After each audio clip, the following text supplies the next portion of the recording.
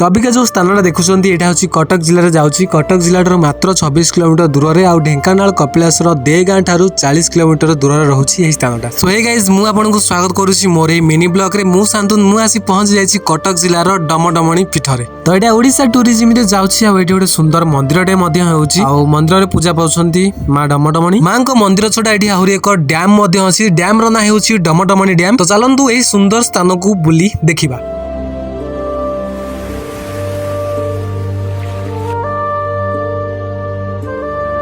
आपण जदि स्थान को जाइछन्ती मते निहाती कमेंट करंतु। आ हां एमिति नुआ नुआ स्थान रो वीडियो देखिया पे मो चैनल को सब्सक्राइब करंतु। Thanks for watching.